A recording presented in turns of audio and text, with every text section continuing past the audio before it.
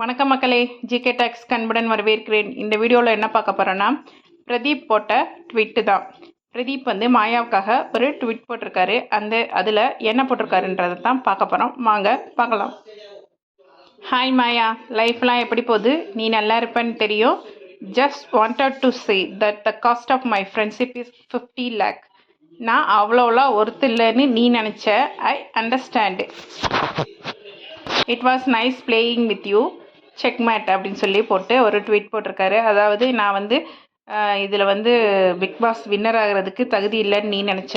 என்னோடய ஃப்ரெண்ட்ஷிப்பால் தான் Archana 50 lakh win பண்ணியிருக்காங்கன்றத mention பண்ணி அதை குறிக்கிற மாதிரி தான் பிரதீப் மாயாவுக்காக ஒரு ட்வீட் போட்டிருக்காரு. கவின் பிரதீப் போடுற ட்வீட்டு, இப்போ மாயாவுக்கு அகேன்ஸ்டாக போடுற ட்வீட்டுக்கு எல்லாத்துக்கும் லைக் போட்டுக்கிட்டு இருக்காரு.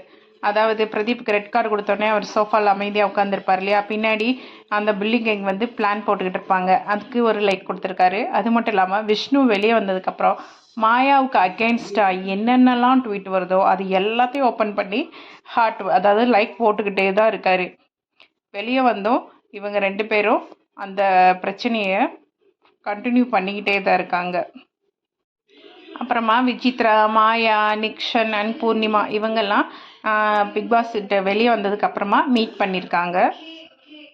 அப்புறம் ரவீனா அவங்க ஃபேமிலியோட பீச்சில் போய் ஒரு லைவ் போட்டிருக்காங்க. இது மாதிரி வீடியோவுக்கு ஜிகே டாக்ஸை லைக் பண்ணுங்கள், ஷேர் பண்ணுங்கள், கமெண்ட் பண்ணுங்கள், சப்ஸ்கிரைப் பண்ணுங்கள். நன்றி, வணக்கம்.